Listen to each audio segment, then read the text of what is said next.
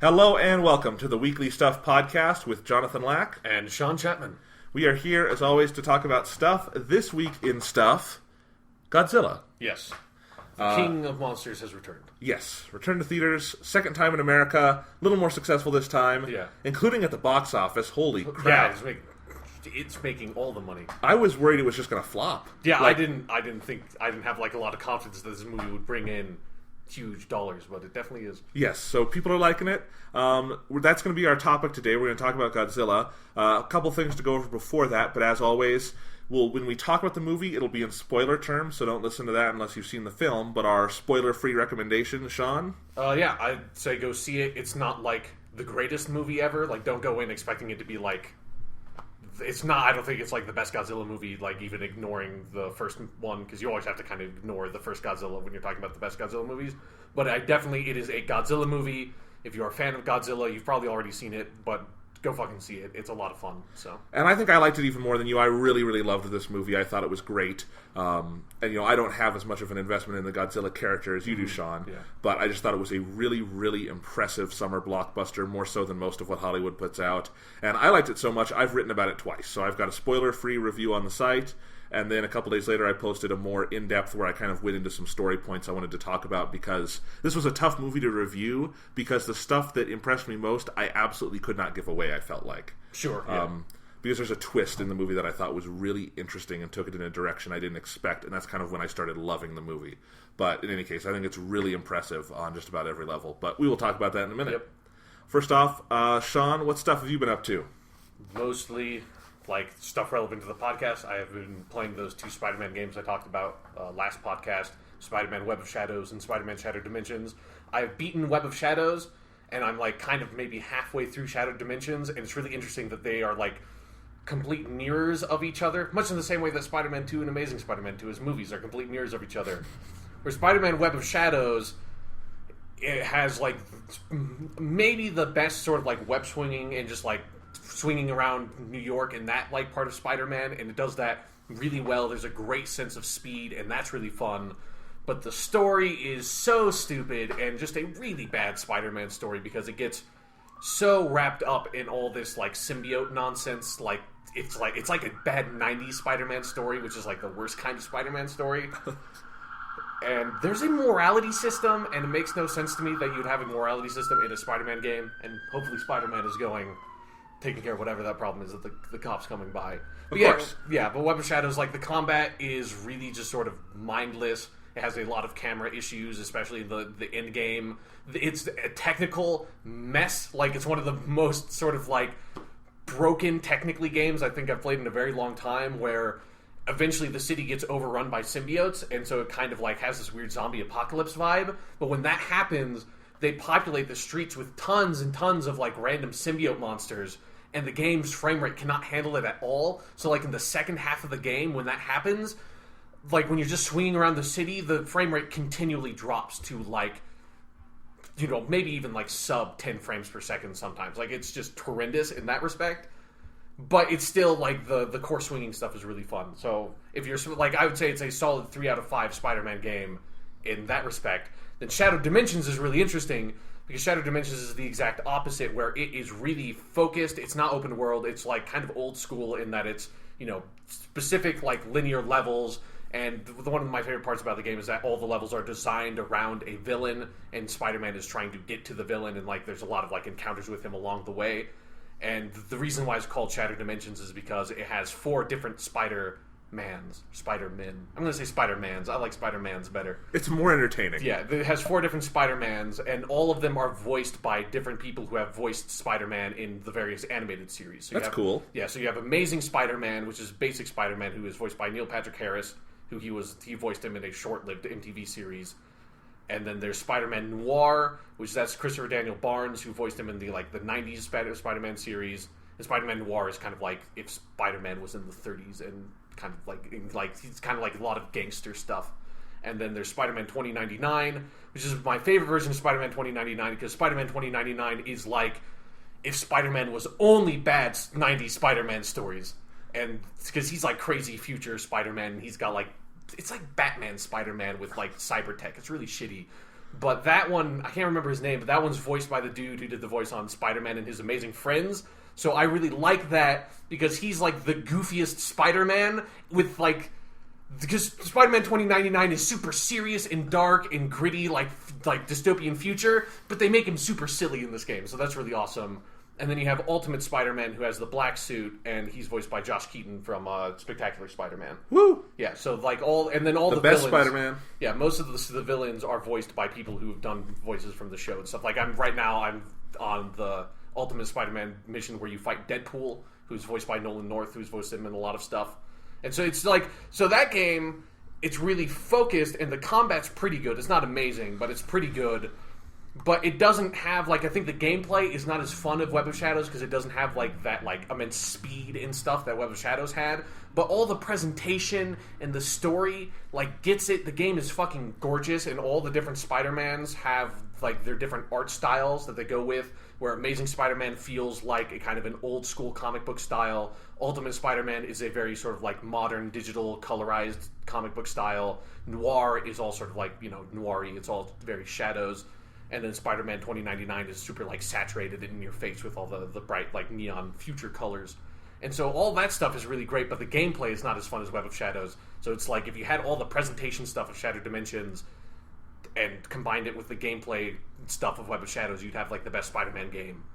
Because they're, like, both 3 out of 5 Spider-Man games on their own, but if you combined them, they would be the 5 out of 5 Spider-Man game that will probably never be made. But it's too bad. Yeah, but they're both, if you're Spider-Man fans, I think they're both games worth playing in their own right. So, that's that. All right, awesome. So, the only game I've been playing is that I've been replaying Persona 3. Yeah. So, past the 24-hour mark. Got a long ways to go yet. Yep.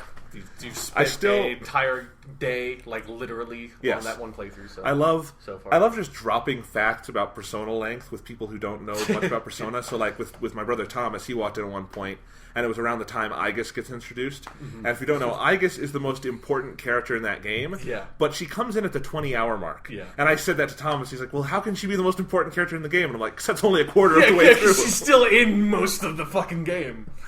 Yes. So anyway, I don't have any, thing new. That's a game we've talked about before. Yeah, we have a whole podcast on that. So. Yes. So anyway, but this week in news and stuff. What was going on? It just were some game announcements for like franchises. Yeah. We learned about Far Cry 4 and saw the creepiest cover art ever. Yeah. It seems like they're kind of continuing on the weird tone of Far Cry 3. And hopefully they don't fuck it up the next time. As far as the story goes. It looks like the cover to an animated BDSM porno. Sure. To me. Anyway. You're more familiar with that kind of stuff, so I'll leave that up to your judgment, Jonathan. Hey, where did that come from? You're the one who made the comment about the BDSM porno. Like, I would not have ever made that connection, but sure. It just looks creepy. That's all. You got a like blonde guy in a like throne petting like a native. It's creepy. Yeah. So anyway, I didn't ever play Far Cry 3. So yeah, Far Cry 3, really awesome gameplay, really dumb story. Okay. Hopefully the next one will have a better story and keep the good gameplay. Yes, I'll probably just pick it up with Far Cry 4 because I can play it on the PS4. Sure. Which will be nice.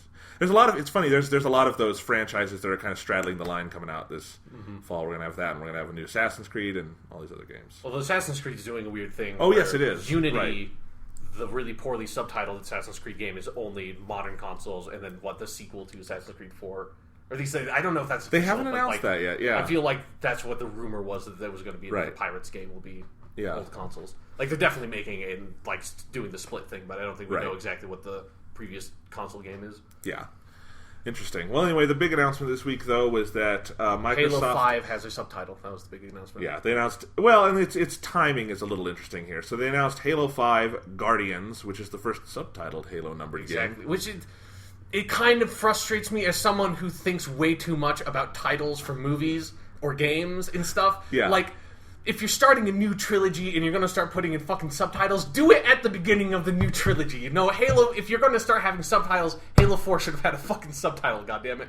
It pisses me off. Yeah, it's weird. But anyway, so Halo 5 Guardians, it's coming out fall 2015. They dropped this announcement just kind of in the middle of nowhere. Yeah. Why was... I was kind of confused as to why this wasn't a big centerpiece of E3. Like, they could have a big reveal trailer and have it at the end. Microsoft's E3 is... I'm really curious about what it's going to be because they dropped...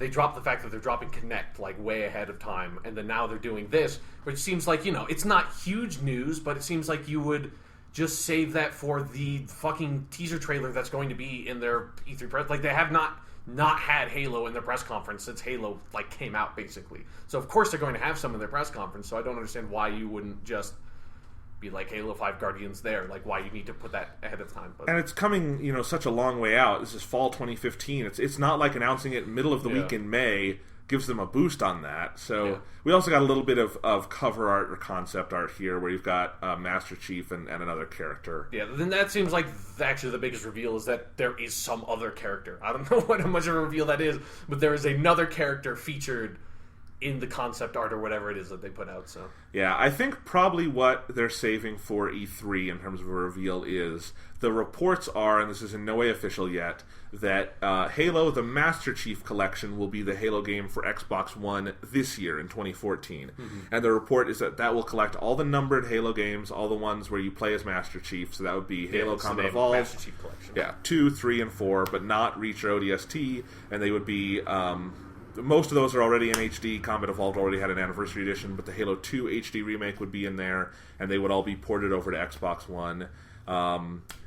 And Microsoft is not commenting on this yet. If this is true, I assume that's going to be the announcement at E3. Sure. But that's, like, unless... The only reason that would be a big announcement is if they are doing a Halo 2 Anniversary Edition. Yeah. It has been 10 years since Halo 2 came out, so it's possible. I'm sure they are, something like that. But if they are, I wonder if they would do the multiplayer or not. Because if it's just Halo 2 campaign, like, that's the weakest campaign Halo has had. So, and it's interesting because the thing that Combat Evolved Anniversary had is that it came out right after Reach, so they just used the Reach multiplayer. Yeah, because it was basically a classic map pack for Reach. Right. Yeah, which made sense, and everyone liked that, and it was good. But the problem with this is that this is going to be the first Halo game on Xbox One, so they would have to create a whole new multiplayer suite from the ground up for it. Yeah, and a multiplayer architecture which is not in place for Xbox One yet. Yeah, I don't know. It seems unlikely to me that they would. I don't see Halo 2 Anniversary Edition in the future, but it might be. Who knows? So, I mean, I would not be surprised if they announced a Halo, for lack of a better term, Halo HD collection for Xbox One. That would not surprise me in the slightest. But I would be kind of surprised if they put in the work to the kind of work that they did with Anniversary Edition to update any of the games. Yeah, I mean, Halo 3 and 4 don't need it. And neither does Combat Evolved. It just had a remake. Yeah, it makes me sad that they're leaving out ODST and Reach, because those are two of my favorites. Yeah, ODST's campaign is maybe one of the best campaign in the series. So. And Reach is the big Bungie send-off. That's not an unimportant part of the franchise. That's a phenomenal game in its own right. It's better than Halo 4, I thought. So, anyway. But, yes. So that's the reports about Halo. Not a lot of news here. Apparently Halo 5 will be about the people who kill you on multiplayer maps. Yeah, when you go outside the boundaries or you die for some weird kind of unexplained reason, then it just always says, you were killed by the Guardians. So yes, just as Halo 4 tried to contextualize narratively the entire existence of multiplayer by having the Infinity and whatnot, Halo 5 will be all about this major unexplained part of the Halo universe. Yep. The Guardians. And I can't wait until the next game where they try to contextualize how when you reload a half-empty clip, it's just all the bullets in that half-empty clip just go into some magical ammo pool you have that just exists somewhere. That will be the subtitle of the game, exactly. What you just said. Yeah, great subtitle, very catchy. Yes, so... I mean, it would make the box art really easy because it would just be that whole subtitle would take up the whole box, so you don't need to put any box art on it. Alright, so Sean... Assuming, okay, Halo 5 is true. That's confirmed. That's coming out.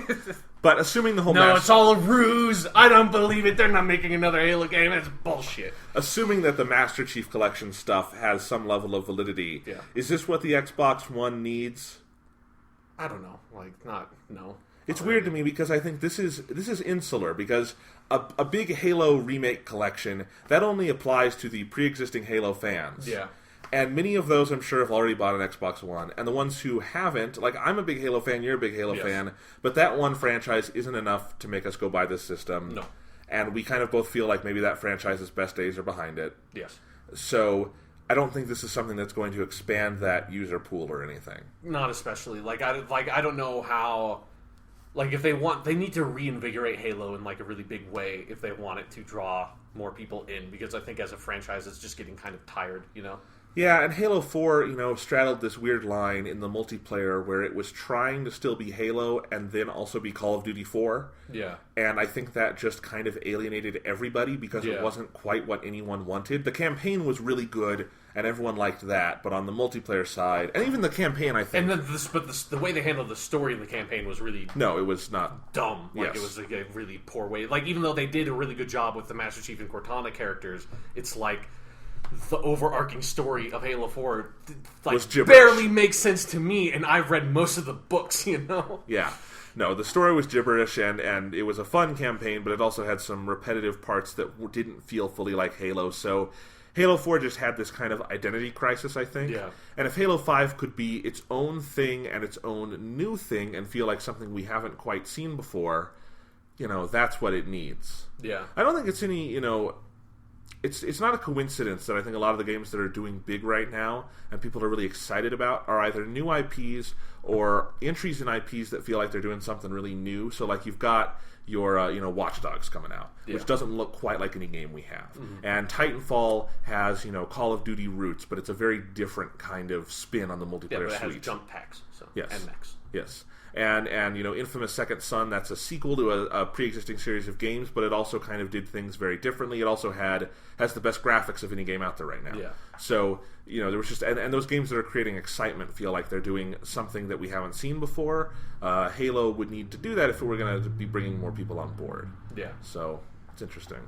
This is Halo's kind of... is getting to be a pretty old franchise at this point, and it has not had... a long break, like there's just like it feels like there have been Halo games coming out every couple of years. I mean, there has been since 2001. Yes, and that's a long time for any game franchise to just keep on putting stuff out there, And all of them are really good games. Some of them are my favorite games ever made, but it also hasn't had like its Call of Duty 4 moment where the franchise was reinvented and reinvigorated. Yeah, well, because like Halo 1 was the Call of Duty 4 moment. Yeah, no, that's what I mean. It's weird because that's part of what. And that's what Call of Duty needs now, and it's not getting. Yeah. Is this? Hey, it's getting Kevin Spacey. That's all any franchise needs to. See, Halo 5. That's what the other character is. It's fucking Kevin Spacey under that goddamn helmet. Sure, if Kevin Spacey wants to voice a character in every video game. No, not like full body, everything. It's his goddamn performance. For fuck's sake, I don't mind if it's FMV Kevin Spacey. I would prefer if it's FMV Kevin Spacey that they just put in there. So make a Sega CD game with Kevin Spacey. Yeah. Halo CD. I want one of those Sega CD games where you're like watching all the security cameras at night. Yeah, and like Kevin, Night Trap. Yeah. Yeah, and Kevin Spacey's like the guard or something. He's the killer. The killer. Yeah. Oh, nice. I think what we're getting here is the world just needs more Kevin Spacey in it. Yeah. Yeah. Yeah. I think that's what this podcast is really about. At the heart of it, at the end of the day. All right. So anyway, that's all the big news there was this week. Couple of game announcements like that. Otherwise, fairly slow. Was there anything in movies? I don't think so. Oh, I've heard about something interesting that I want to talk about really quick. Okay. The Digital Bits, which is sort of the oldest and industry-leading site on the web for sort of DVD and Blu-ray news. They go back to the 90s, before DVD. They were one of the proponents of making DVD one of the, lead formats. I thought you were going to say they were one of the proponents of, like, fuck DVDs, VHS is still where it's at, motherfucker. No, I mean, people forget this, there actually was a format war around DVD, and it was with DivX. I mean, there's always a format war. Right. Yeah, and you always forget who the other dude was. Yeah. Oh, and for instance, Digital Bits called it for Blu-ray months and months ahead of time and stuff like that. So anyway, I'm still holding out for HD DVD. It's going to come back, man. It's going to come back. All right. No, but anyway, they're a really good site for that, and they had a report yesterday that I thought was really interesting, and they were commenting on some other reports that came out this week about the possibility of the original unaltered Star Wars films coming to Blu-ray soon, because those are out of Lucas's hands now. Yeah. He doesn't control them anymore. And it's an interesting report, because what they taught, there's been some conflicting reports this week. I think it was... I forget the specific websites that were reporting these things, but one, I think, was Ars Technica, had a report or something about how they believe that that's not going to happen because Fox technically controls the rights to those original films still, and that would be, Disney would have to work out something with them. And then there was another site that kind of claimed they had intercepted, this is a reputable site, it sounds unreputable, but that they've intercepted an email and communication about Disney's marketing team working on putting together some... Sounds like we've intercepted their communications. Yeah. It just means they have a source, and it just that they they've heard that the Disney marketing... You've got a man on the inside. Yes, that the You Disney... have to keep the spy talk up, Jonathan. Yes, that the Disney marketing team is working on some materials for a original unaltered Star Wars collection. So there's some conflicting reports right now, and what they were talking about is just that, in their belief, and I agree with this, it's an absolute inevitability at this point that Disney is going to put those movies out in that form. Because, at some point, yeah. Because, for one, it's very clear with what we've seen from Star Wars 7 so far, the very little we know, but we know enough that they are aiming this at fans of the original trilogy, hopefully bring some new ones in, but it's not like the prequels where those were kind of kids' movies again. Sure, this is going to be, they are following those up, they're putting Mark Hamill and Harrison Ford and Carrie Fisher in them, and they want to appeal to those people, and it would be a very easy way to get everyone back on board and sell a lot of DVDs and Blu-rays to put the movies out in the form everyone has been asking for 20 years now. Yeah. So anyway, but at the same time, it sounds like there's been a major fan restoration effort going on to get those movies out in HD, and I'm waiting on getting sort of some materials for this so I can look at this, but someone has, over at the...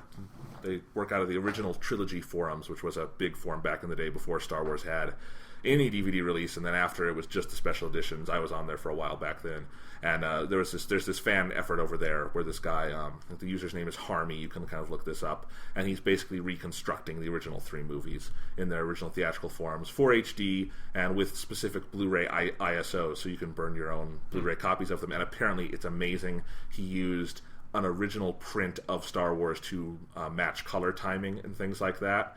So it sounds really cool. I would love to get my hands on that and look at that, because that's one of the other things, is that even if you have a copy of the original unaltered trilogy, the color timing can be way off because of degradation and things.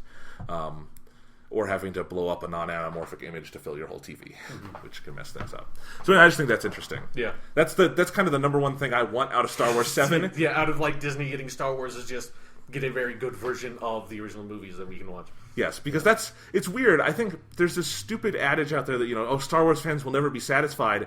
I would be totally satisfied if I just got the simple, even if it was on DVD, I don't care. Yeah. Just a good condition copy of the original unaltered trilogy. I'm good, I'm out. It's that's all I need. I just want to put that on my shelf, and then I can be done. I don't need to collect anymore, I don't need to see any more movies. That's all I want. I'll be satisfied when they invent a real working lightsaber. That's when I'll be satisfied. Okay. That's what you want. So maybe they're right. Maybe they're right when Star Wars fans won't be satisfied. But God damn it, one day. It's just funny because every time a new Star Wars release comes out, sort of the cynics of the world say that, and it's well, but the reason is they haven't given us anything close to what we want every time it comes out. Yeah. So that's kind of hilarious. There is that 2006 DVD release both you and I have of the original versions in deplorable Laserdisc quality. Yeah. Which has its charm to it. I kind of like it. I like watching the movies that way because that's how I remember them from my youth too. Yeah. Watching them on VHS tape, but we are in the modern times. Maybe it's time to get with that. Maybe it's time, if we're in our modern times, maybe it's time to remember our past, Jonathan, and not lose touch with where we came from. Exactly. I just think it's crazy that, this is an era where any classic movie you can get in just pristine quality, except the biggest trilogy of all time. You can't get those. Yeah. You can get them, but Darth Vader shouts no. Yeah. So, in any case, let's move on to something better. Okay. Sean. Jonathan. Godzilla. Rodan. Just want to name some monsters. King Ghidorah, Megalon, Gigan. Anguirus. Mechagodzilla. Mechagodzilla 2. Mechagodzilla 3. I guess Mechagodzilla 3 is Kiryu or something. I don't know. It's bullshit. Anyways. Space Godzilla. Mutos. Destroya. All right. So, Sean, before we talk about the movie itself. Yes. Hopefully, some point over the summer, we'll do a full Godzilla podcast. Talk about the history of this character. I know you would like to. So, we just haven't had time to put that together yet. And May is a crazy busy month. We've still got a lot to go, May. Yeah. There's X-Men. And Watch Dogs. Oh, God. Oh, yeah, that's right. Yeah. So, a lot to go yet. But anyway, Sean, I want you to explain sort of in brief form, what's your relationship with this series and where are you coming at this movie from? Okay, right. So, there have been 28 Godzilla movies that have been released. I guess if you count this one now, 29. And you don't... For this entire discussion... we're not talking about the 1998 American Godzilla movie. That does not count. Just anytime I'm talking about Godzilla movies, that one does not count in any way, shape, or form. So there are now 29 Godzilla movies. I have seen all of them. I've seen most of them multiple times. I've seen several of them, like, probably in the double digits of times. Because, like, these were, a lot of them ones that I had on VHS when I were a kid, like Godzilla vs. Mechagodzilla, you know, those were, like, kind of movies I just watched fucking all the time, you know? So I'm a huge, huge Godzilla fan. I love the franchise, even though I recognize a lot of the movies are awful. Godzilla's Revenge, or All Monsters Attack is another title that movie goes by, is one of the worst movies I've ever seen, hands down. It is worse than the American Godzilla movie. Like, it's just like, it's still a Godzilla movie, but half the movie, it's like 40 minutes long, half the movie is fucking stock footage from the shitty Godzilla movie, so even the stock footage is not from the good Godzilla movies in that movie. So yeah, so I recognize that a lot of the franchise's movies are fucking awful, but I still love the franchise. I think some of the movies are great. Like, even I don't think that the only good Godzilla movie is the original Godzilla movie. I think some of the Versus movies are legitimately just good movies on their own. But if you're a Godzilla fan, you know, you love them. So yeah, like, that's where I'm coming to this from. Like, I'm a huge, huge Godzilla fan. I love the series. So, what's your favorite monster outside of Godzilla in the series? My favorite monster. I mean, Mechagodzilla is really fucking cool, you know? Especially the original Mechagodzilla design is my favorite. So I would probably say Mechagodzilla. Okay, just curious. What about you, Jonathan? My history with Godzilla or my favorite monster? Both. Okay. You know, I don't have a ton of experience with Godzilla. Sadly, you know, the character wasn't a part of my childhood. Yeah. I just kind of missed out on that, I guess. So you just say, like, that sentence just means you didn't have a childhood to me. Like, okay. Like, I'm sorry. But I guess my introduction, my first sight seeing a Godzilla thing was that terrible 1998 movie. Mm-hmm. And I hated it. But, you know, 2 years later, Godzilla 2000 came out. Yes. And I saw that and was like, where have you been all my life? That was great. Yeah, that's an awesome movie. And it's funny because I dragged my little brother and my mom to see that with me, Godzilla 2000. Yeah. And they didn't know what the fuck they were watching. Because Godzilla 2000 is a weird movie. It gets some of the stuff near the end. I mean, compared to most Godzilla movies, okay. Not really. It's kind of an right. Like, you haven't watched Godzilla Final Wars yet. I don't know okay. what a weird Godzilla movie is. Yes, dude. that's true.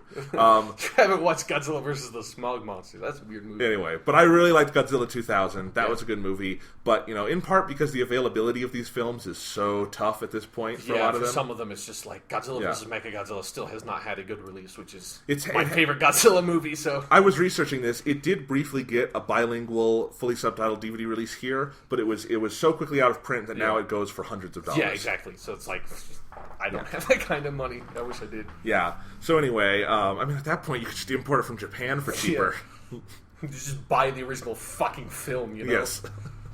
I know, it would. Yeah. Anyway, so yeah, that's one of the only major original Godzilla films I've seen is 2000. I'm sure along the way I've seen some other ones from the course of the series, but really, you know, my biggest touchstone with this franchise is Gojira, the original 1954 film by Ishiro Honda. Saw that when it first came out in the U.S. in its uncut form in around 2004. That was its first kind of release here. And I really... That was the 50th anniversary. Yeah. And that movie definitely had an impact on me. And then when it came out, the awesome Criterion edition of that film, which is packaging-wise my favorite Criterion collection edition. It's so fucking awesome. But anyway... that it has like the little pop-out Godzilla. Yep, and it's got just the artwork on it is phenomenal. It's awesome.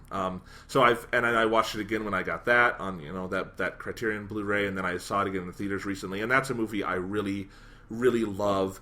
And I think it's kind of interesting that that's kind of my touchstone for Godzilla, because I really felt watching this new movie that's kind of where a lot of their inspiration came from, and yet at the same time not. It's very interesting how it draws from the history of the franchise and from that first film in interesting ways.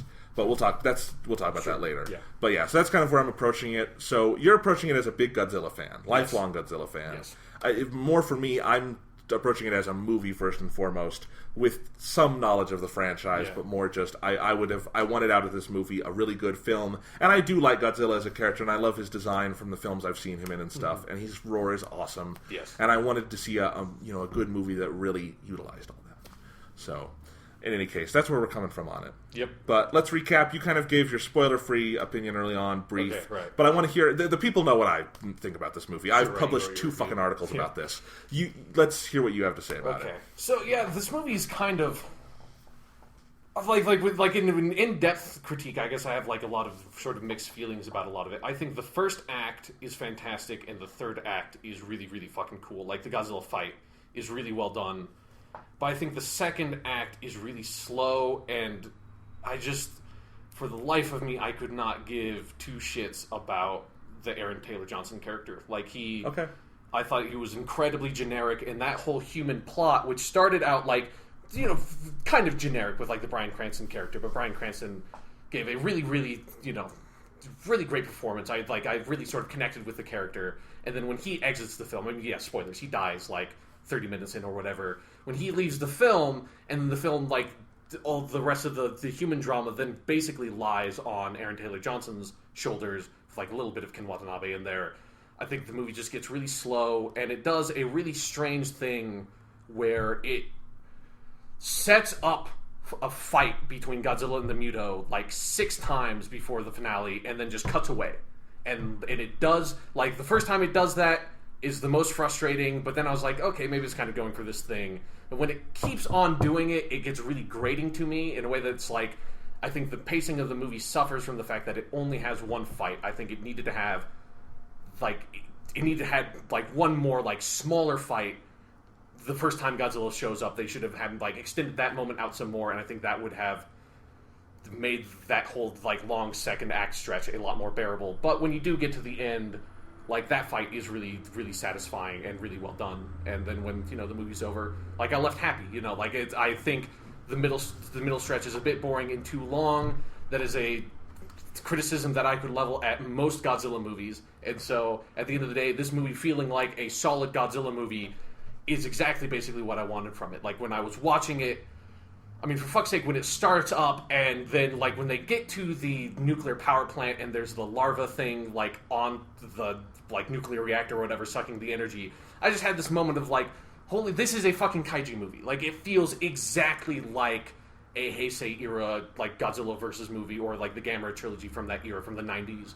It feels just like that kind of movie, and then it kind of loses that feeling in the middle and then gets it back, I think, at the end. And it's kind of strange that way, but I still think it's a really fun movie. Okay.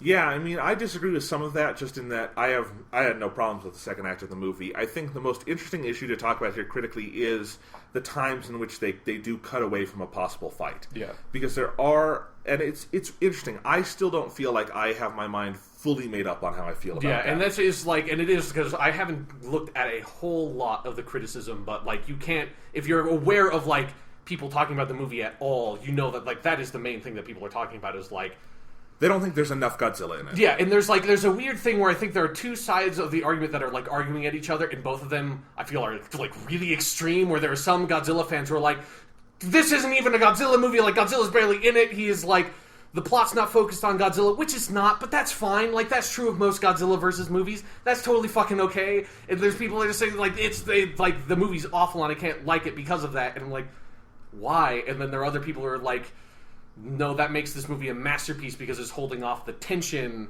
and that stuff. And I think those people are going way too far, because I think the movie does not, I don't think, like, teasing the fights is the same thing as, like, what the original Godzilla movie does, or like Jaws does with not showing the monster.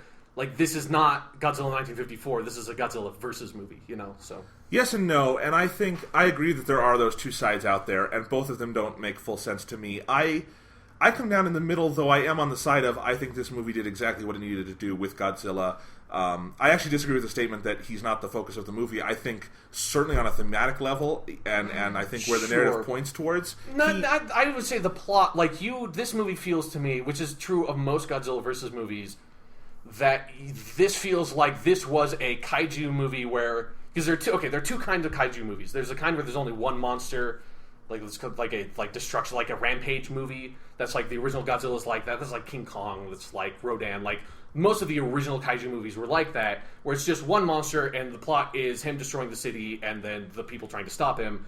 And then that turned into the versus movies where it's two monsters fighting. And most versus movies tend to feel like it's the villain monster. It's like their rampage movie, but then the hero monster comes in and stops that rampage movie. And that's like kind of like what this is, that the plot is mostly about the Mutos as monsters, but Godzilla then comes in and stops them. Like, and so I agree that, like, the plot is mostly focused on the Mutos for most of the movie, and Godzilla comes in as, people have called him a Deus Ex Machina, and I think that's a bit dismissive, but it is more or less kind of true of the plot. Yeah, I mean, But again, there's the narrative and thematic levels, and I think Godzilla is everything to the themes of the movies. That's the center point. That he is the main character is there's a huge dualistic relationship between him and Godzilla. There's a lot of... We'll talk about that later, but I think there's more... Because the movie, obviously, are like two shots that it super, like, kind of blatantly sets up. It's like, oh, Aaron Taylor Johnson and Godzilla, they're like mirrors. It's like, I think he's and the Mutos are way more similar, but... Okay, don't get that, but they have the exact same character motivation. It's the family and reproduction and survival. He does not. Oh, I'm reading that differently than you. Okay, interesting. Okay, but yeah, well, it's interesting you talked about the criticisms because the entire point of my second piece was talking about some of those criticisms. It was I just wanted to confront some of those head on because they're very tied into some of my specific readings of the movie and what I like about it. And my whole view of the movie, and as I said in both of my pieces, is just that I think. I thought this was kind of a complete package movie for me, more than I thought it would be. I thought it sort of works on these two sides, and I think I say two sides, and that sounds like I think there's like two halves of the movie that aren't connected. I think they're very connected. I think they flow organically from one and the other, but it's two things it does really well, and they work on one level, which is that I think it's a really genuinely like exciting, visceral monster movie that has some just incredible sights, and when you get to the end, so many big applause-worthy moments. It really gives you the good on that level, and I thought it was an engaging human-scale drama, in part because I do like the decision to very much view all of the monster action and whatnot through a human-scale perspective. Yeah. That's something that often doesn't work for me, though. Like, I think it's a choice that... It's funny. This movie is what Michael Bay's Transformers movies are aspiring to be. Yeah, I had that thought too, especially in like the last fight scene, because you're right. And this, I should have mentioned this when I give my like basic review, that the movie like visually is spectacular. Oh, it's like amazing. There's some shots that are absolutely incredible, and they do almost for the entire movie keep a very human on the ground level perspective. And the only time it kind of breaks that is in the last fight. But even then, like feels like the bigger shots are like from a helicopter, like very organically. So even then, you can kind of buy it. Yeah. It's like that like ground level perspective. I've never seen a kaiju movie like do that so well and for like so long. And it is kind of like what the Transformers movies try to do. But in the Transformers movies, it just is very confusing, and you can't make sense of anything that's happening on screen. Whereas in this, like everything makes sense. Like it's so well shot that it's like there's no moments where I'm like, which monster is which. It's like I don't know what's going on. Even though the fight happens at night, it's still everything is very clear. Well, they do some fascinating lighting techniques in this movie too. But no, that's what I was going to say about Transformers is that they try to do it from that human scale. They have mostly abandoned this by the third Transformers movie, and there's no there's no coincidence that the third Transformers movie is far and away the best. They put the camera in such a way that you can see the Transformers. But in those first two movies, definitely, and especially that first one, which is the most visually incoherent to me, it's all going to be from the human level's perspective, and most of them, they keep, like in that first Transformers movie, they keep Optimus Prime off screen for an hour and all this other bullshit, and it's not... It's to build up the tension, Jonathan. It's suspense. Yeah. Well, and because it's the thing that pisses me off is just, like... Because there are people that, like, if you want to make a legitimate argument about, like, the suspense thing with, like, how late Godzilla gets brought into this movie, that's fine. Like, I think it's good that he's not in there, like, right away. But people who are just making the argument that's like, well, Jaws did it and Alien did it, so that's how the way you do it. Fuck those people. That's actually, and it's interesting. I argue that this movie does suspense very well, but I haven't used those comparisons at all because I think it's a very different kind of movie. Because the Mutos show up, like... Immediately. Yeah, like 10 minutes in the movie, so it's not like that at all. Like, the monster, like, it's not Godzilla, but monsters are on screen, like, almost from the start of the movie, you know? Yeah, but anyway, what point were we on before? So yes, there's this Transformers comparison where I think Transformers and several other monster movies, American monster movies, have this problem where they think they need to do this human scale perspective, and it kills them on two levels. One is the visual level. Michael Bay cannot shoot that. It's incoherent. It looks terrible. It's just sound and noise, and it's terrible. And then they also, because they have to do that, then they have to think, okay, we have to have a good human drama story with characters and whatnot, and for some reason, inexplicably, all of those Transformers movies are trying to get us invested in Shia, and invested in Megan Fox, and invested in his dumbass I'm parents. invested in Megan Fox, Jonathan. I'm super invested. Sure. She's a beautiful woman, that's all I'll say. Yeah, but not in the right ways am I invested in Megan Fox. Yes, in any case. And it just makes you hate those movies more because those characters are actively annoying. The plot is actively stupid. It's dumb. Like, people say the Transformers movies don't have stories. The problem is they have way too much story. Yeah, like fucking... Like, Revenge of the... Transformers 2, like, good God. It is a narratively complex film. That doesn't make it good. Yeah, it's a narratively over-complex film. Yes. So what really amazed me about going into Godzilla is that I think it tried something that all of these other movies have tried, and it's the first one to me that succeeded completely on that level, where... Because I think the story is... And all of the things here, I'm not praising any of this on a level of complexity. I think this movie chose very wisely to keep the story fairly simple and archetypal, and the characters simple and archetypal. And that's what you kind of have to do if you're telling sort of this broad, worldwide story. It's something the original Godzilla does too. It's a simple story, it's archetypal, the characters are all archetypes, but...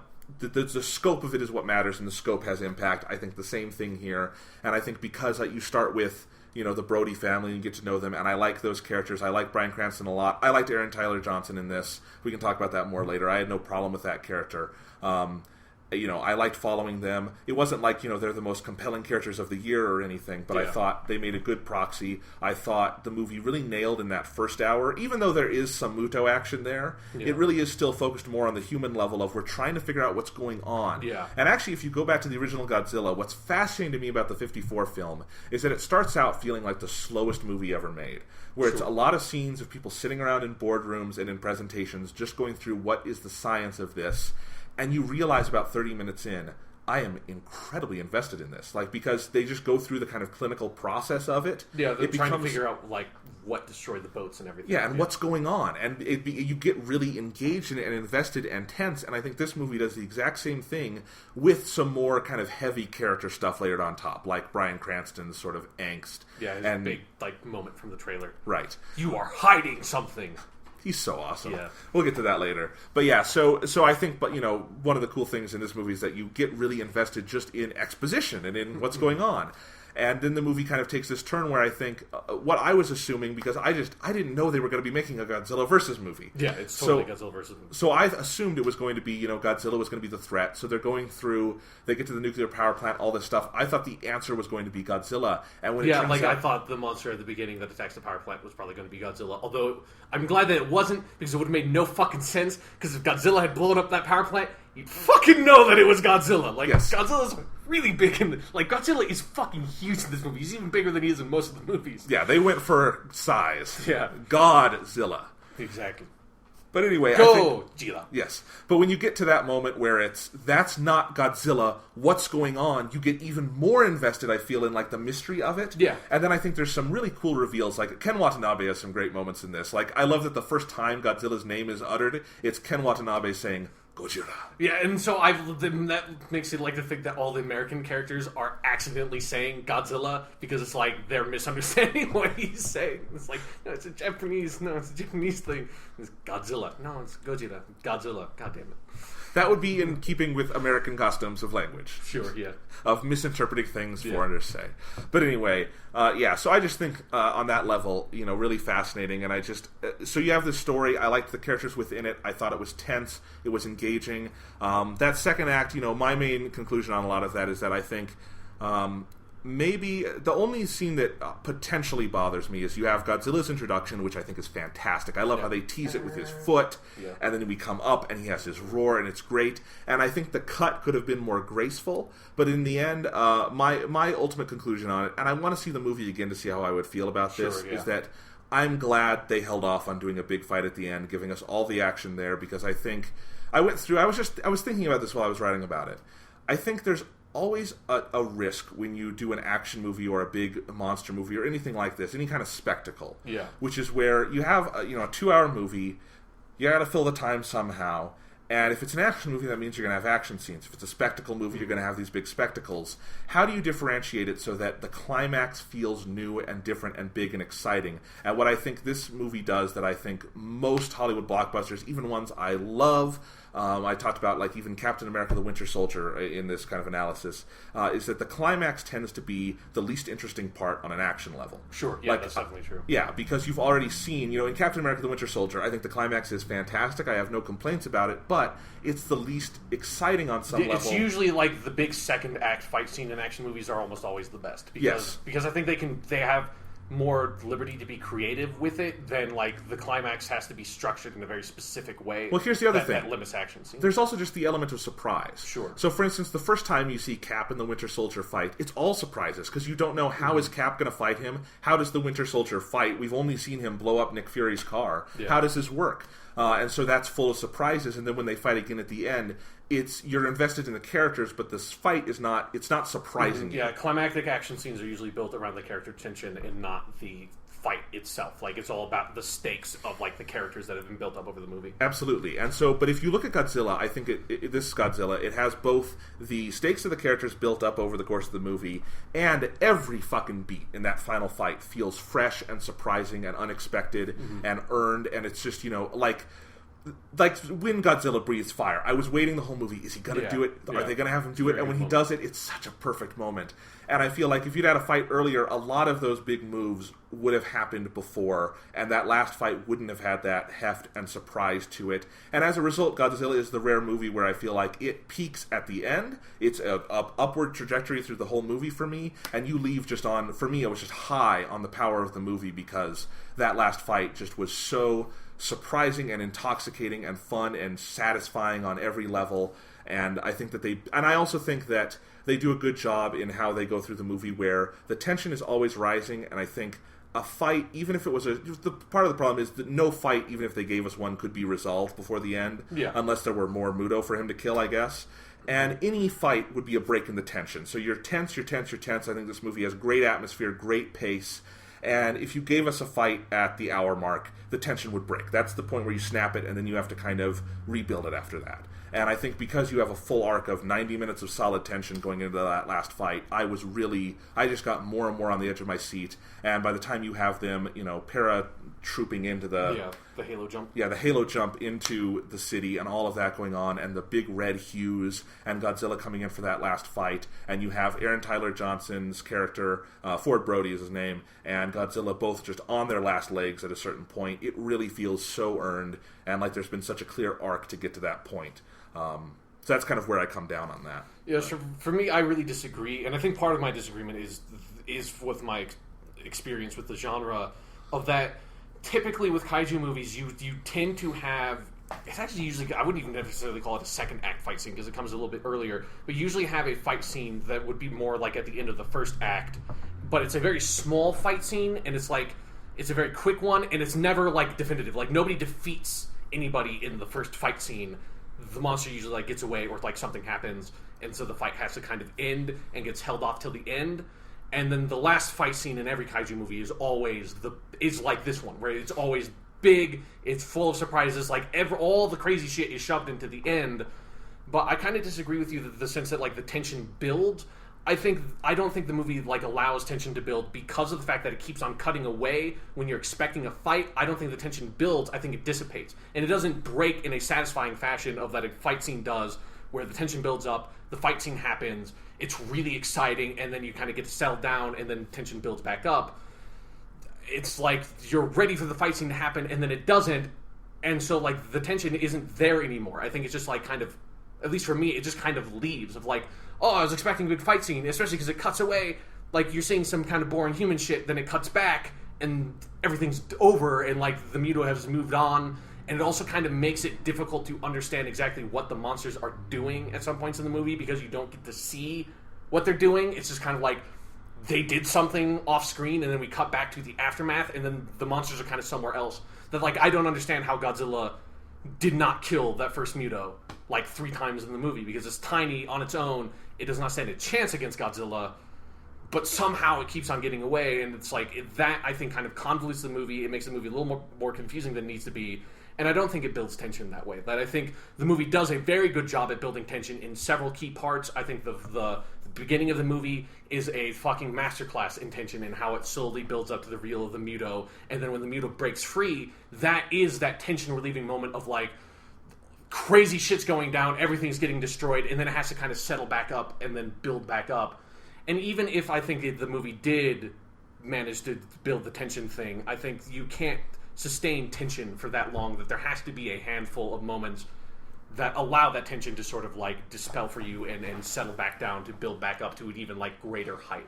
So I think this movie does have a pacing issue in that sense that like really could have just been fixed if Godzilla's reveal was not a big fight scene. Like definitely don't do atomic breath or any of that, but show a fight scene and you'd probably show like the military getting involved and that's how the Muto gets away because that's how that happens in like all these movies. It's like it would be fine to do that and I think it would allow the audience to be a little bit more invested. It would give Godzilla sort of more screen time, and I think it would set up opportunities to pay off stuff in the last fight scene, because that's usually also how it works out, is that there's a couple of things that sort of are teased in the opening fight scene that then you're able to pay off at the end.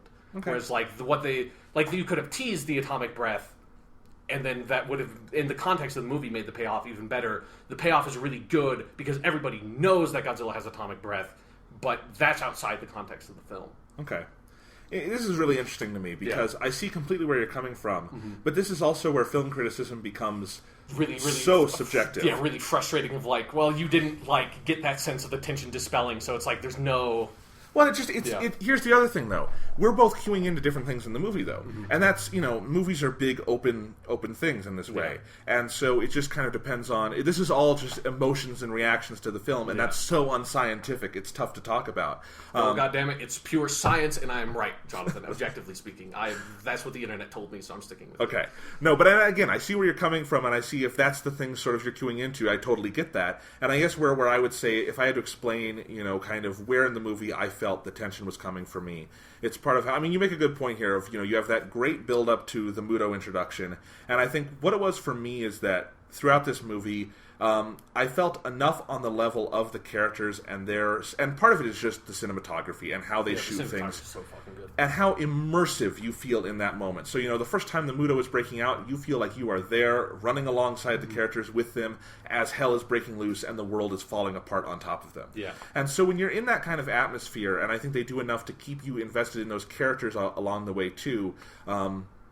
That's kind of what keeps the tension and the atmosphere up for me, is that even if, you have a little release where the Muto breaks out and then gets away, I still want to know, as a viewer, I'm like, well, the mystery of what was that? How does Godzilla play into this, if we are going to see that? But also on the level of, let's say if Ford is our sort of POV character in this, then we have, why is my dad dead? What the hell happened?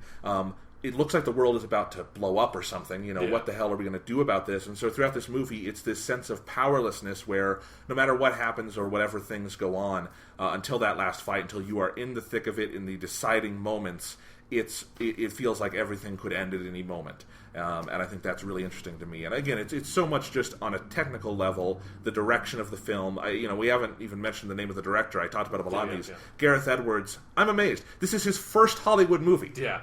And he puts just about everyone else to shame in this. This is whatever you think of the story and stuff, masterful piece of direction. Yeah. Like, for fuck's sake, dude, that Halo jump scene, like, good God. That's my favorite shot in the movie, is them coming down. Right shot clouds. Talk about using your frame, because you've got these swirling red clouds. Yeah, it just looks like a painting, Yeah. No, it's amazing. There's a lot of shots that feel very painterly and ordered and also chaotic like that, especially in that last fight. And they do brilliant things like, when Godzilla uses his atomic breath, they use the entire width of the frame to go where it's like it starts it. with his tail, and then like you see it go up, and then fuck yeah. It's great. But no, so that's kind of where I'm coming from on it, and I think...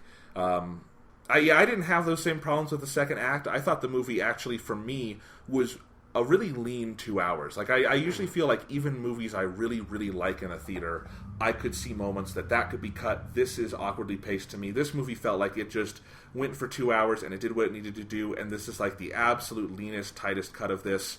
And it's this is where the argument comes in, is you could almost say they held back too much, because where most action movies, again, you can look at Transformers for this, where every opportunity for mayhem, they put it in there. Yeah. So every time a Transformer could fight, they're going to fight for 20 minutes. This movie is, every time someone could fight, they usually hold off. You're going to cut away. Yeah, they usually hold off. I think that's one of my biggest problems with the movies, is like, don't even set up the moments if you're just going to cut away from them. Like, it's a bit of a really frustrating tease of like, that would be one way to set up a lot of tension, is if like, for the whole movie, the two monsters are just heading towards one another, and then they meet in the middle, instead of like, along the way, some fight scenes happen, but they didn't happen, Yeah. No, I get it. And I think they do some. I think there are some interesting in that second act, some just human level things going on. So all the stuff in Hawaii, I think, is really well shot on the human level. And then there's what a great introduction to Godzilla, where he starts a tsunami when he comes in. I don't understand why that didn't happen to San Francisco, but okay, well, whatever. They got an interesting bit of physics kind of right in the first act of the movie that they kind of forgot about, especially when that nuke goes off.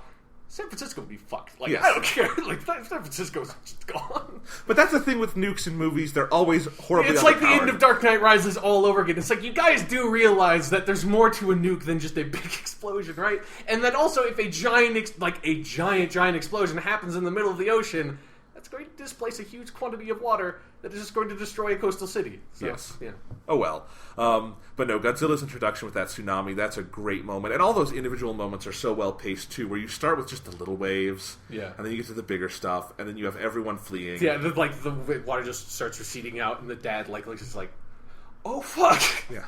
I especially loved it. This is also something that most movies, when they do this, is corny, but I liked it here, where they have the dog, and it's tied up, and I love that the dog even figures out what's going on and has to escape and run away. Yeah. And I felt really happy for that dog. The pets always live and the children always live. Yes. Yeah. Because you have that little girl in that scene, and they make sure to show you that her dad carries her into like a store and she gets away. Yeah. So you can't show the children getting fucking drowning. I bet she got stepped on like 5 minutes later. Probably, but that's the secret about all these movies, is that all the characters are like, oh, thank God they live, they're dead. Yeah, they're dead. Yeah.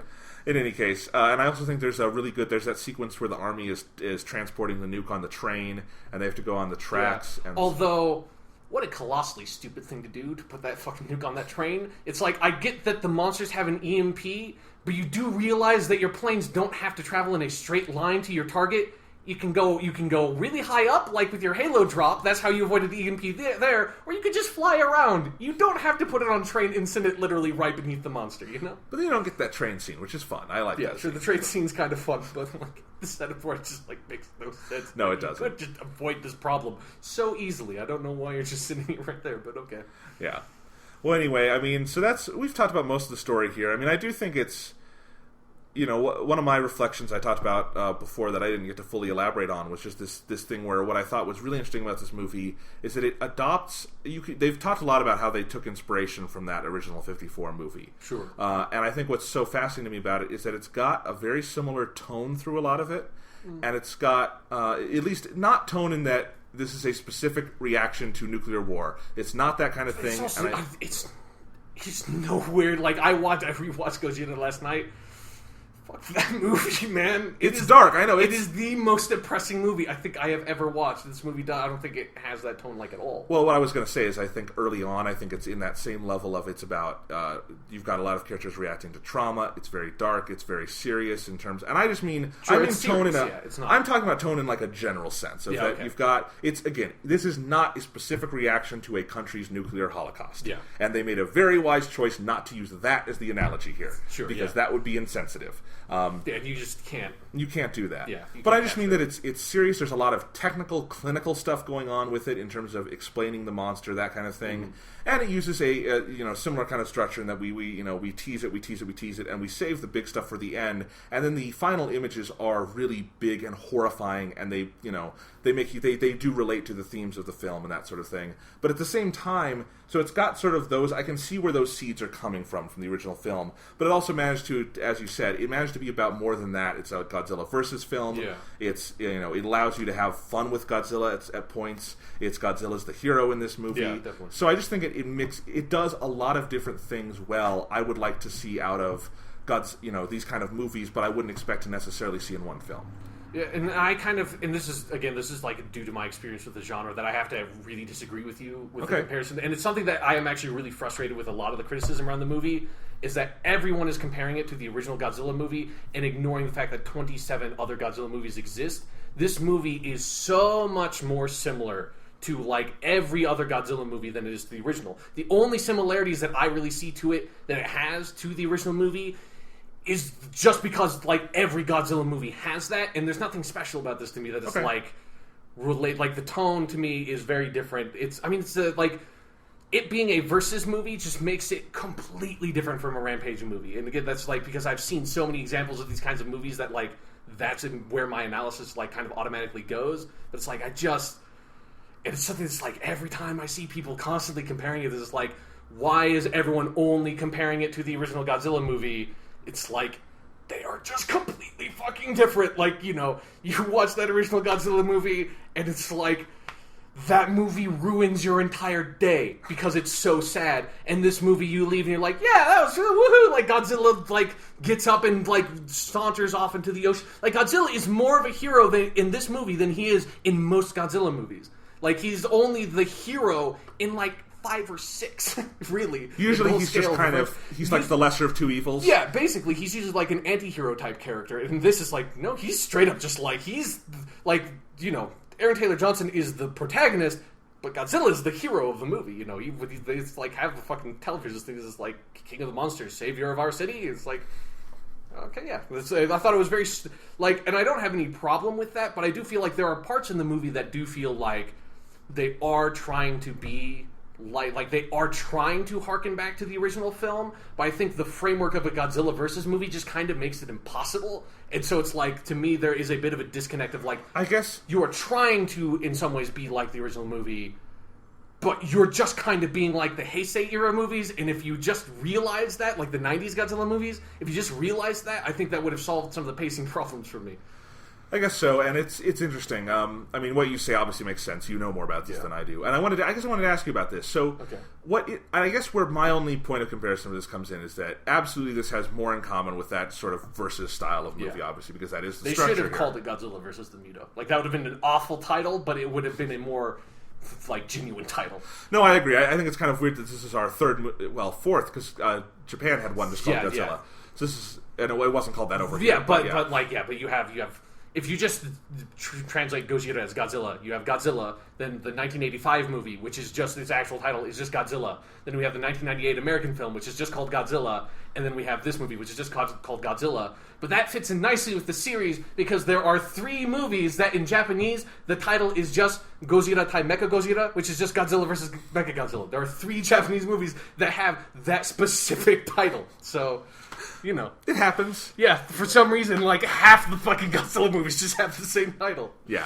No, I mean, if they wanted to put out a special Blu-ray that just said Godzilla versus the Muto on it, so you could put that on your shelf that. When I get the DVD, I'll just put that in, like, Sharpie, so it's like, when I see the movie, it'll make sense what the movie, okay, it's that one, right, okay. Godzilla versus the Muto, yes. Yeah.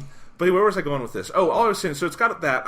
One of the things I really do like about this movie, this is my only real point of comparison where I felt something similar to the 54 movie, is that I do think the underlying drive of the story and the characters and Godzilla's presence does relate to a specific thematic thing they're going for. Sure, but I thought that lended weight to it. And I wanted to ask Godzilla you... versus movies kind of have that. And I wanted to ask you if that's something that the series kept up with. Yeah, but it's not anywhere near as strong with the original Gojira, but it usually tends not to be as much about, I guess no, because the Heisei era movies totally like they make specific connections with Godzilla and nuclear power, and his monsters tend to do the same thing where they tend to come from. They continue the trend of like a lot of what the original Godzilla is about that people don't necessarily always pick on because they always pick up on because they usually like just pick up on Godzilla's nuclear weapons.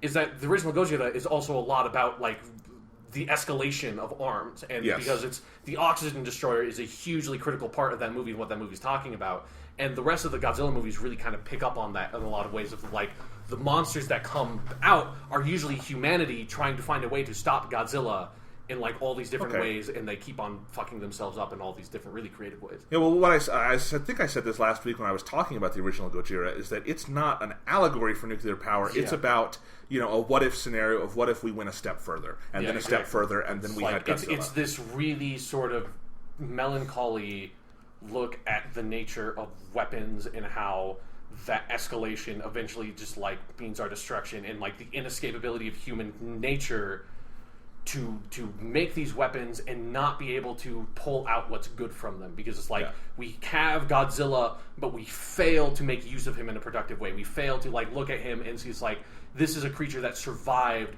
like direct nuclear explosions. How can we like take what this creature is and use that for a productive way for the benefit of mankind? We fail to do that, and then with the oxygen destroyer, Serizawa never is able to have the opportunity to find a productive way to use that technology. He is forced to use it and then destroy it to kill Godzilla. So it's like it's such a fucking depressing movie, man. It's brilliant, though. It's brilliant. Yeah, it's brilliant, but it's like the movie actually makes me tear up like every time I see it. And almost no movies do that, but it's like, yeah, and I don't have that. So depressing to me. It is, and I don't have that tear up, reaction. But I do have where I'm just like, horrified. There's just this inescapability of it, of just like, it's so fatalistic at the end. It's just like, oh god. The scene that really hits me in that movie is when you have the children's choir, everyone singing for hope, and it's this nation that, in the context of the movie, just experienced nuclear holocaust, is having it again, and it's this sort of cry for something more, and the answer is the oxygen destroyer, more destruction. And on top of that, you have Serizawa's guilt,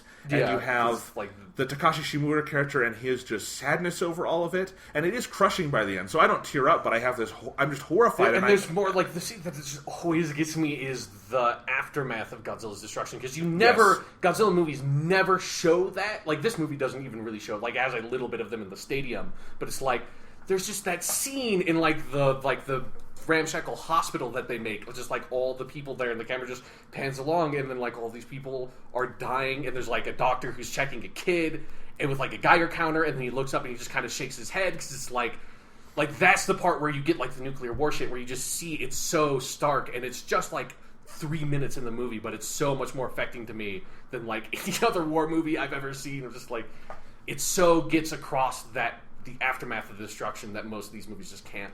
No, I agree, and I think the 1954 Gojira is a masterpiece. Yeah. It's a phenomenal movie. This movie we're talking about today, I don't think it's on that level or anything. But I also, it's not trying to be. No. Which is why it frustrates me that everyone's making that comparison, where it's like, if you people just had seen all these other Godzilla movies, you'd have a more appropriate comparison to make, and not like be doing disservice to this movie and the original movie. Well, and here's the thing. So I wish I had that experience, because, and all I'm saying, like with the thematic stuff, is that the interesting point of comparison to me on that is that the text of the 54 Godzilla is the nuclear stuff and escalation. It's all on the surface. It's all there. It's what the movie is. Yeah. And this film, and it sounds like some of the other the later Godzilla movies, it's any themes they're dealing with are a lot more sublimated. Sure, yeah. And I think one thing I do like about this movie, about Gareth Edwards' film, is that I think it has a fairly interesting and compelling thematic core, and I think it does sort of sublimated subtextual themes in a really interesting way that I think a lot of Hollywood movies don't hit that sweet spot as well for me, where at some point it has to become too overt or something. This movie kind of keeps it keeps you thinking about things, even as the action gets really big.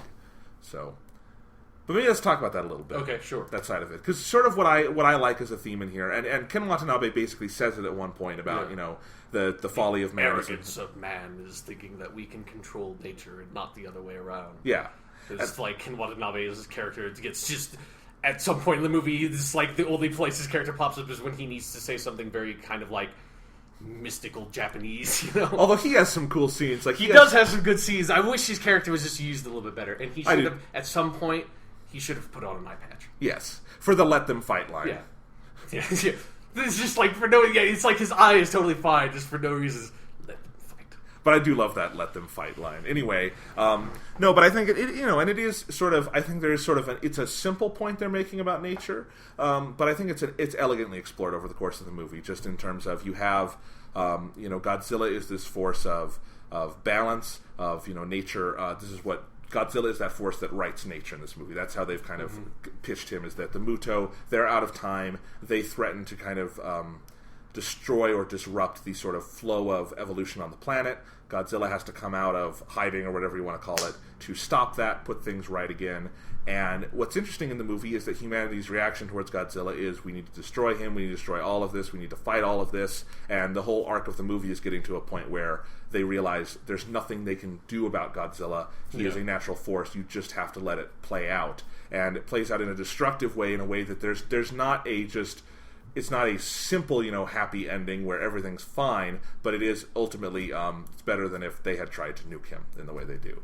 And I think that's interesting. I think the way they sort of go at that point, and how it is that arc plays out over the movie, sublimated under the surface, in terms of how the action progresses. I like that.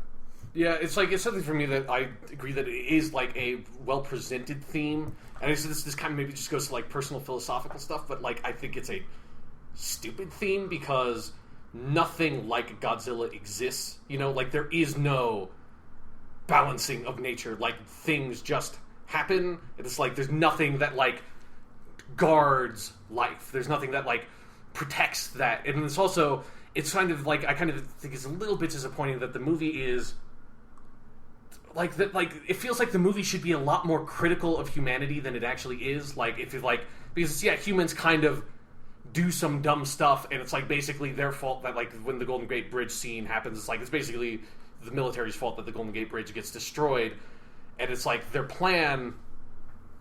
Their plan is actually totally fine, because it's like the alternative is this, like, just believing the crazy mystic Japanese dude that is like, just leave Godzilla alone, and for whatever reason he won't attack humanity at all. Like, there isn't really any reason within, like, to, like, for those people to actually think that that's true. Like, there's no reason for them to think that. But that's why it's if we just leave this alone, it'll be fine. Like, why would you ever think that? I guess so, but it's also, but it's about, the nature of things, and it's about the nature of the humans in the movie. And it doesn't. I think the movie is more critical than that, because the specific duality between Aaron Taylor Johnson's character and Godzilla is that they are both cleaning up for their species' messes at the end of the movie, and they're paying the price for that. Although Aaron Taylor Johnson does a really poor job of it. Can we just talk about how colossally stupid it is that you are?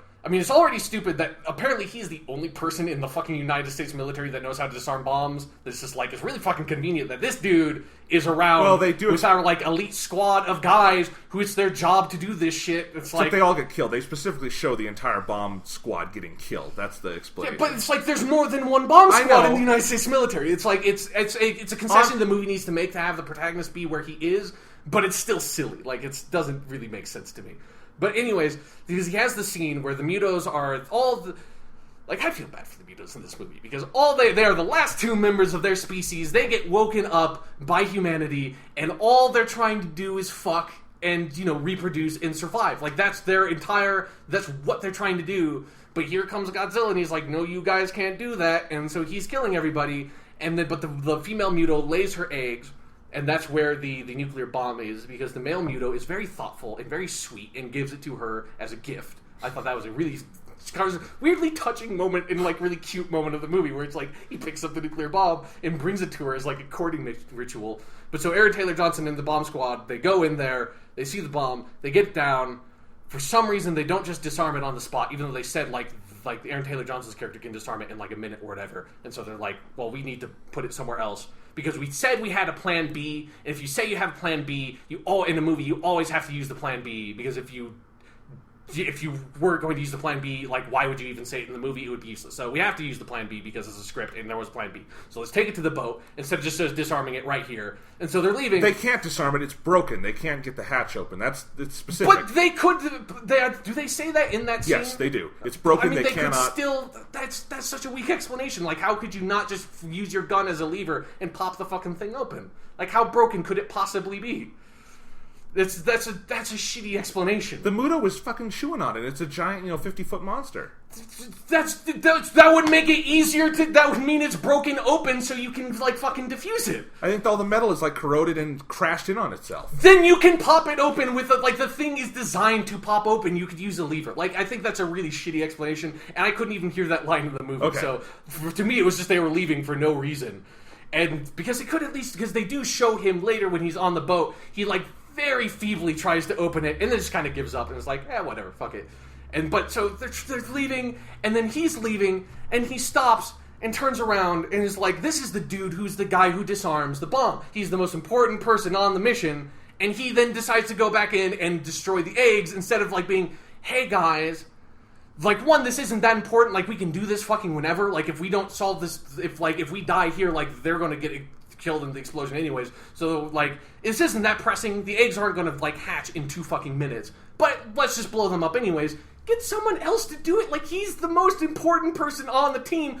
You motherfucker stick with the bomb because you're the dude who disarms the bomb. Very stupid decision. And because what happens is then he gets caught in the explosion and, like, breaks his leg or whatever, and so now, like, he's basically useless. Okay. Yeah.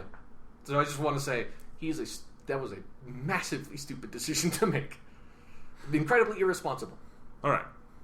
What the fuck were we talking about before I went on that rant? I don't remember. Okay. At this point. I think it was something... Oh, it was about the duality between Godzilla and Aaron Taylor Johnson's character. Yes. Right. Oh, yeah, because they're cleaning up after their own species. Well, and they both have the same job. Yeah. Ford Although is it is important to note, at no point does he ever disarm a bomb. We are just told that he is the bomb disarming dude. He never does it in the movie. Yeah, okay. Yeah, so... I just thought that was a weird point that it's like they just say... Like, I think it was such a weird decision that bomb does not get disarmed. Like, I thought it was so strange that when he's on the boat, he doesn't disarm the bomb. Like, I have no idea why they didn't do that, because it's like... That nuclear explosion just feels like... You're just, like, making this weird, obvious plot hole of, like...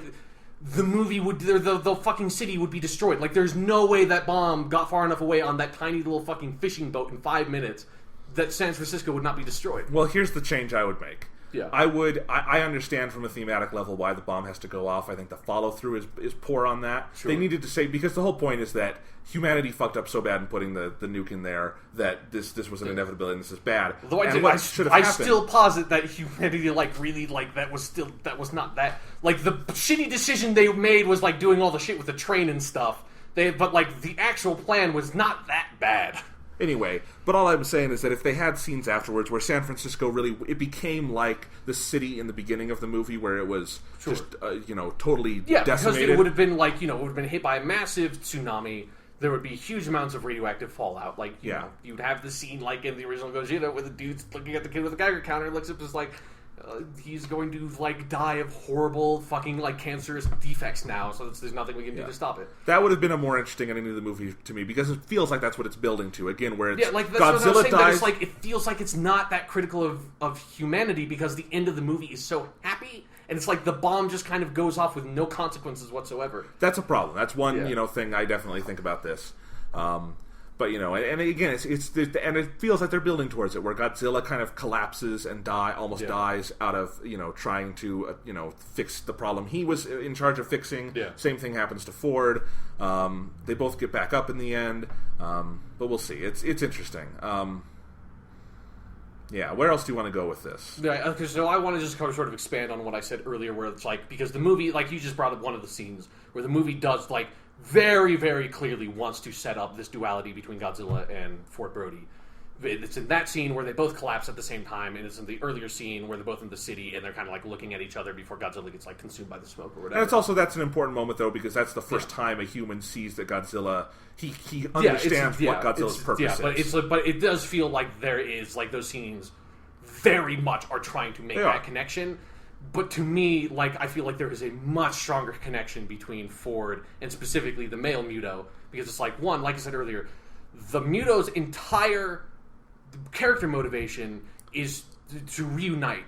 Ford's character motivation is to get back to his family. Like Ford has already reproduced, but also, critically, because they're both trying to get back to their mate and fuck. Because Ford, at the beginning of the movie... Doesn't get any. Yeah, exactly. Like, they're setting up this, like, he and his wife are going to get on because he hasn't seen her in, like, 18 months or whatever because he's in the military, and they're about to get it on, and then he gets the call, and so he gets, he gets blue balls. He has blue balls for the whole movie. He's trying to get back to his wife to fuck. And it's like, and to me, I thought that was intentional until you get to the end of the movie, and they're trying to draw a comparison between him and Godzilla, and I was like, what? Like, you had this really, like, I thought actually cleverly set up connection between him and the Muto, because Ford is like following ever since he goes to the evacuation zone in Japan. He and the Muto are following like the exact same path the entire time until he breaks off to, and then he like meets up with the female Muto with the train. But it's like for like all across the ocean, like he's following him. He's like, they both go to Hawaii. They're both going across the ocean. Then he gets to California first. It's like they have the same character motivation, and then also the Mutos are just trying to survive. And, fucking Walter White has the line where he's like, they're gonna blast us back to the Stone Age, or whatever. It's like, it feels like humanity, what they're trying to do is also to survive in the face of these giant monsters. It's like, I see a much bigger connection there, but I feel like at the end the movie doesn't, like, realize that it's made that connection. I mean, I see where you're coming from on that, although I feel like you're ignoring a key part of Ford's character, which is that he could get back to his wife in much easier ways, and he specifically decides to go with the responsibility of being with the military and trying to stop this.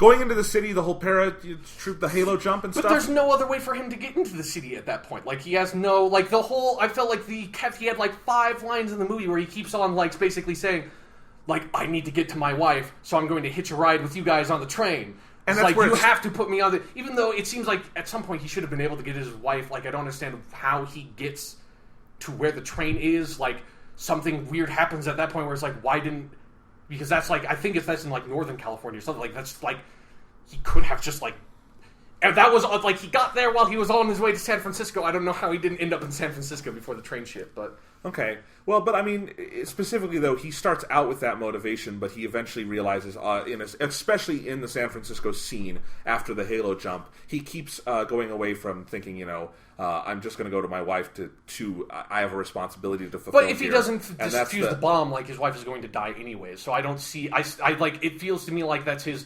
Like, he does have that, like, but I think it's a dual motivation, but the primary motivation for most of the movie is to get back to his family, because... But I do see but they also don't bring in the specific Godzilla connection until the end, so I don't think the argument there is that he's been Godzilla the entire movie. It's that in this moment, he is identifying more with Godzilla than he is with the Muto, because he is now preparing himself to die. When he gets on that boat, any of these moments, he is completely open to it. He doesn't want to, but he knows it's likely he's not seeing his family again, and he knows and, like, the way I agree that I see where you're coming from on the scene where he burns the Muto eggs. That's stupid of him. Yeah. But again, his whole thing is that it's a responsibility thing he has to do this right now. Again, the logic is flawed there, but it's these moments of again and again turning around and going for the larger responsibility rather than easily reuniting with his family or something, or getting out of this. But he couldn't. Like, he has no opportunity. Like, if he doesn't do what he's doing, he has no out, I guess. Like, I think that would be a really compelling theme if he had an out. Like, if he had this choice and he makes this more selfless choice, but there's at no point does he do that, you know? Okay. Yeah. It's weird. It's a weird, like, because it's like, it's a very good movie, but I feel like there are a couple of parts where it's like, it could have been, to me, it could have been really great if there were a couple of tweaks here and there. And it's like, and some of it just feels like they maybe didn't understand fully what their movie was when they finished making it or something. You know, there's a weird... Like, it doesn't have, like, a full-blown identity crisis, you know. It's not Amazing Spider-Man 2, but... Don't even talk about them in the same sentence. But it does have, like, a little bit of, like, it kind of needed to find itself a little bit more, I think. Okay. And I guess I disagree with that, but again, I see where you're coming from on that. So, I feel like we've talked about most of the relevant parts of this movie. Sure. Godzilla, to kill the final Muto, rips its mouth open, breathes atomic breath down it, and decapitates it. That was fucking amazing. Yeah, that was cool. I wish that fight was a little bit... Like the fight had, like, that moment in the first atomic breath moment were really good moments, but it's like the fight was still a little bit too short for my taste. If, like, you're building up to the fight for the whole thing... It didn't feel short to me. I thought it was... It's like... I was kind of hoping and expecting that there would be more of, like, a bigger one-on-one brawl between Godzilla and the last Muto. That's like, instead he just kind of like, and then kills her in like one like fell swoop. It's so fucking cool though. He basically just gets like a double kill on the Mutos because he kills both of them. Just kind of, I mean, there is a time in between like where he kills the male Muto and the female Muto, but it's like there is like he just like kills the male Muto. And then, like, the next time he pops up on screen, it's like a one-shot kill with the female Muto, you know? I do love how he kills the male Muto, though, where it's the tail slap and then impales it. That got applause.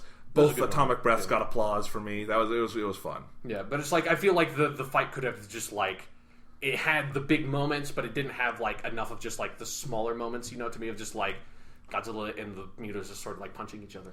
I also wonder how much of that is an effects consideration. Yeah, because that might be it. This, I mean, it's easier probably to do that when you've got a guy in a suit. Yeah, and it is something that's like, I'm just used to these kaiju fights being like a certain length and having like certain beats, that this one kind of like skips all of that and just has like the 3 big moments mostly and like a couple of scenes of them just kind of bugging Godzilla. Yeah, but I mean, I wanted to talk about the effects here because, all right, we all love Godzilla in the suit. Yes. Right? We'll how did you like Godzilla? How did you like CGI Godzilla here? I thought it was really well done. Like, I didn't think I would immediately feel like the character was Godzilla, but as soon as he popped up on screen, I was like, it's fucking Godzilla. Like, there's no... And part of that is the roar is so perfect. Yeah, the roar is really good. I think they changed the roar a little bit too much, but... Okay. The other alternative was no roar at all in a different American Godzilla movie. I feel like. Well, I mean, the other alternative would be more because I did read that they like Toho which is sort of like, Toho does not like just give people stuff, like you kind of have to really ask for it. But they gave him the original sample of the roar. Part of me just kind of wishes he hadn't even done anything with it. The roar is so good. Yeah, but it's good, and I think I saw this in a Dolby Atmos theater where you've got that's like a 64 channel sound system, and that there's some parts of this movie that just give you a back massage because there's so much low end to it. Low bass. But no, I think Godzilla looks really good, and I even thought there was a little something to his skin and the way it moved that reminded me of how he moves in the rubber suit. They captured something about like them making him feel like Godzilla. Yeah, and what did you think about the Muto as monsters? It's like, I like the way the Mutos are used. Like I said, like there's some really great. They remind me a lot of the Gauss in the Gamera Guardian of the Universe, which is one of the very good Gamera movies, not the shitty Gamera movies. Where it's like they have a lot of personality. Where it's like, and they feel like animals. Like they feel like they are trying to get together to reproduce. I'm a little bit confused about the species reproduction cycle because they seem to kind of have a fish thing going on with the egg sac and everything, but they also have this like alien-esque parasite thing that's set up at the beginning of the movie. But everyone always fucks up monster reproduction cycles because they just throw in like all these different forms of reproduction. So whatever. But the motivation of them trying to get back together, the little moment with the nuclear weapon, I thought all that stuff was great. But I think their actual design is really bland, especially in comparison to Godzilla. That's like they feel like modern American monsters and not like a Toho monster. Like they basically just kind of look like, or at least the mother one looks like the Cloverfield monster. Yeah, more or less. Well, we've talked about this before that James Rolfe, who's the angry Nintendo nerd, video game nerd, and it's over on Cinemassacre.com, is a huge Godzilla fan. Did a whole series a couple years ago talking about all the movies. And then when he talked about this, he saw the movie over the weekend, and his point about the Muto was that I haven't seen his review. Yeah, and he just thought that that they were bland and that they looked like every American monster now looks like those, and that Americans just aren't Americans aren't as good as designing monsters as the Japanese are. It basically just kind of feel that way. That it's like, and it's a shame to feel like, because I feel like they're maybe trying to make the Mutos, too realistic in a way. That it's like they're trying to think of some like conceivable thing. It's like, let's take like all these traits of these different like creatures and put them together into something that like makes sense. The problem is that when you do that, it just comes up with something really fucking bland. And when you have, like, Godzilla, a monster that doesn't make any real sense, that, like, there's no way Godzilla could exist. Like, what the fuck, like, the dorsal fins on his back, what the fuck are those? Why are those there? They're there because it looks real fucking cool. That's why they're there. And that's, like, the Godzilla is a, like, really great aesthetic design. Like, he's one of the, I would argue, he's, like, the best designed monster ever. That even when he has a shitty fucking rubber suit, when you watch that original Gojira movie, like there are some of those shots when he's like in silhouette, like what an amazing design that Godzilla has. And it's such a beautiful aesthetic design. Most of the Toho monsters have, like nothing is ever at that level of Godzilla, but most of them are like in that range, and I feel like they just went with a completely different approach with designing the Muto monsters, and that's kind of just disappointing. Well, and it's weird because I think that having the Muto be such in contrast to Godzilla is good on some level, and I like that as an idea, but I agree the design could be more interesting. It doesn't bother me all that much because I think the movie doesn't need the Muto to be the most interestingly designed monsters. They serve their function, but they could have gone above and beyond. It would just to make them a little more colorful, maybe give them like a special attack or something, because every monster needs like its dumb little special attack, Well, and it's funny, I think what amazes me is that for a Warner Brothers Hollywood movie, they were able to go as far as they did with this as a monster movie, with Godzilla having atomic breath, with him being designed like Japanese Godzilla, with it having such a strong Japanese bent to it. There's a reason the 1998 Godzilla movie has nothing to do with Godzilla, and you can't just blame the people who made it. That's a studio decision. And I think it's pretty cool that this movie got to go as far as it did. Maybe next time around, because there will 100% be a sequel. Maybe they can go even further. And I wonder if they're going to try to get the rights to any of the other Toho monsters and like that, because that would be very interesting to see them. Because some of them are really outlandish, and it would be interesting to even Godzilla's sort of most famous opponent is King Ghidorah, and it would be interesting because his design. I don't know how well that would work in their CG aesthetic, but it would be really interesting to see them try. I want Godzilla vs. Mechagodzilla 4. Yeah, exactly. Yeah, exactly. Make another movie called Godzilla vs. Mechagodzilla. Sure. I'd be pretty happy with that. Yes. So anyway, I don't know. It's interesting. What do you want to see out of a sequel to this movie? I want to see one that is more actiony. Like, I want a movie that more realizes that a Godzilla vs. movie is an action movie and not a disaster movie, you know? Because I guess that's another one of my complaints, just like very briefly, because I didn't get to like talk a whole lot about it, but why I thought the Ford character was really bland is because he does feel to me like a very generic American disaster movie protagonist, especially in comparison to Bryan Cranston's character, who like is not necessarily like he's, you know, like the scientist like dead, like driven by his dying wife, is not the most unique character in the world, but it is more unique, you know, it is more interesting of a character to me than just like white 30-year-old military dude trying to get back to his family. He's like as about generic. I mean, at least Independence Day had that character be black and played by Will Smith, you know? So yeah, like that's kind of disappointing that they've had like this strong like sort of disaster movie core to the movie that I think if they just like fully embraced the verses, like it would be, at least for me, it would be a way more satisfying movie. But here's the thing: I think they had to do something a little more sane like this to get this. I see that point, but at the end of the day, I still would like. I think they need to. You would, and I understand that. I'm just saying that I think as a foundation, this is a good foundation. Next time they can go crazy with it. That's great. Don't bring back the human. Like if maybe Watanabe, but you don't need to bring back the rest of human characters for me. I would rather like new human cast. Well, sure. I liked the human characters, and I don't need that. You know, And then Watanabe, he can get the eye patch in the sequel. There we go. Yeah. No. In between movies, something has happened to him. Yeah. He's much darker now. He's got an eye patch. Yeah. Yes. Ken Watanabe, born to wear an eye patch. Yeah. Yes. And you know, wait, he was a pirate in one of the Pirates of the Caribbean movies, but I don't think he wore an eye patch. Yeah, I don't think he did either. Not enough people in those movies. They're Pirates of the Caribbean, and no one wears an eye patch in those movies. Yeah. One guy's got a wooden eye, but it's not an eye patch. Which is weird because, like, the pirates wearing an eye patch thing is not just like a movie thing. Like, pirate accent is just a movie thing. Or probably Peg Leg is probably just a movie thing. Like, pirates actually legitimately wore eye patches. Not because they lost eyes, but because it was like a whole night vision kind of thing. But yes. Yeah. Anyway. That's totally off topic. Next week, a full discussion of Assassin's Creed 4 Black Flag. Exactly. Just kidding. Yeah, so anyway, I liked this. I liked that. I thought it kind of got to have its cake and eat it too and be a really... I don't usually like disaster movies. I thought the disaster movie elements of this were well done, and certainly in terms of the cinematography and presentation. Yeah. And then and then I feel like I also got a real, monster movie kick with the fight and with the monsters they presented and whatnot. So...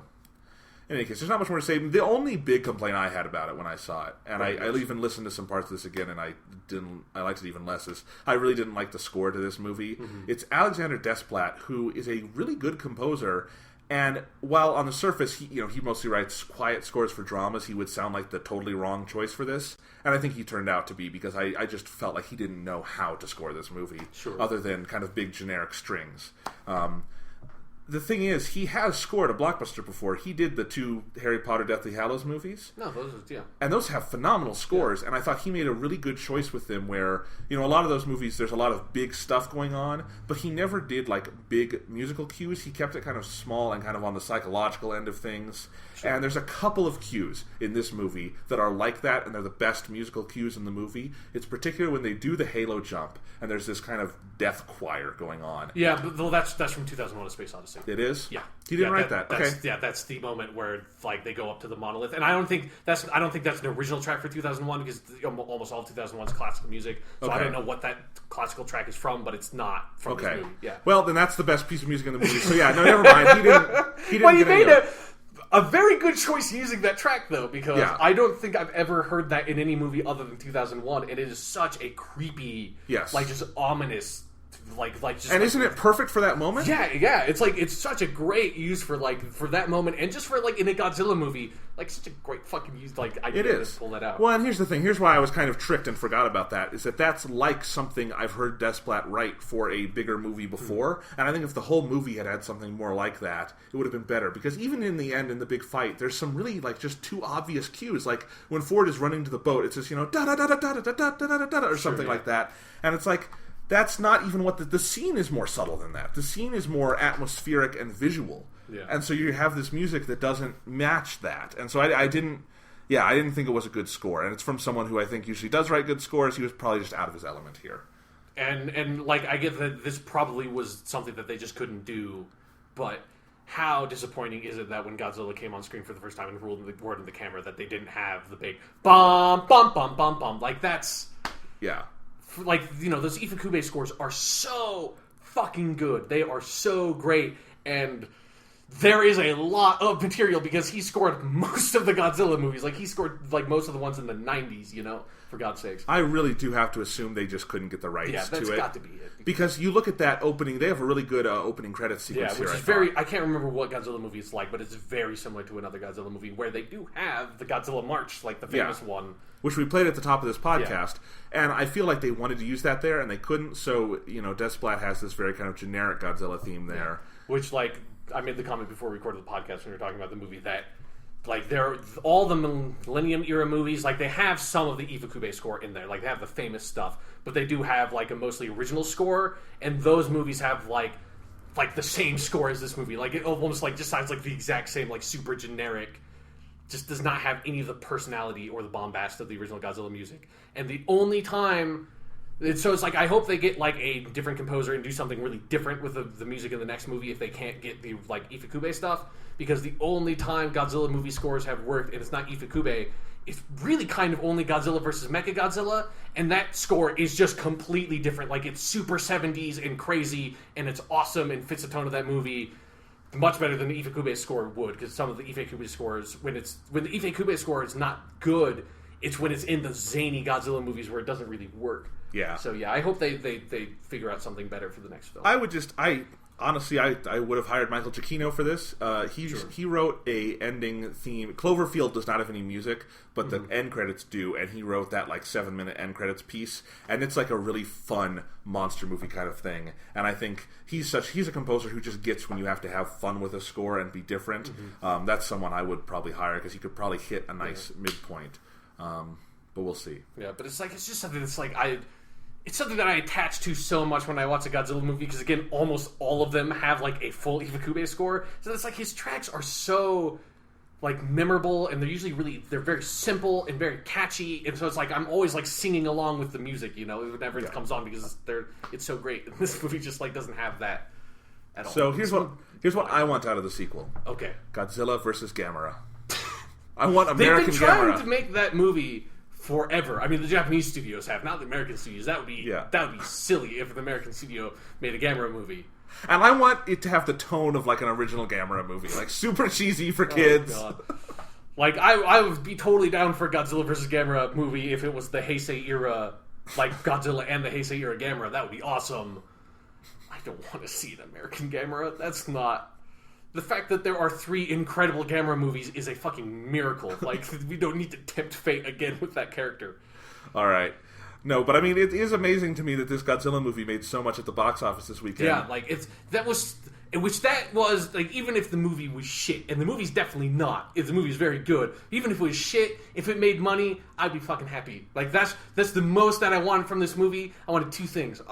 I wanted it to make a shit ton of money, and I wanted it to feel like a Godzilla movie. And goddamn it, did both of those. So I am as happy as can be. America loves Godzilla. Yeah, and I had no idea. I thought like I was the only one left. Evidently, that's not the case. So that's great. And they're going to see a Godzilla movie that is, as you said, a Godzilla movie. Yeah, it's a fucking Godzilla movie. Like, and like some of those flaws that I found in the movie with like the second act being really slow and the main human character not being interesting. That is totally a Godzilla movie thing. So it's even where it has its flaws, they're mostly Godzilla movie flaws. So, all right. So it's a good day. Yeah. All right. So we're done talking about this movie. We're gonna come back next week, obviously, for another podcast. But we're gonna have another podcast later in this week. This episode is coming out on Tuesday or Wednesday. On, I think, Thursday or Friday, I'm going to put out this extra episode we're recording. Yes. We just got in Persona 3, the movie #1, Spring of Birth. On Best movie title of all time. Yes. Every time I say the title, I have to say the whole thing. Yeah. We've been talking about this movie before. We're big fans of Persona 3. They've adapted the game into a series of films. The first one just came out on Blu-ray. So we're going to talk about this in another podcast. It'll be its own episode. So if you're a Persona fan, that's going to be its own episode later in the week. And then we'll be back next Tuesday or Wednesday with our discussion of X-Men Days of Future Past.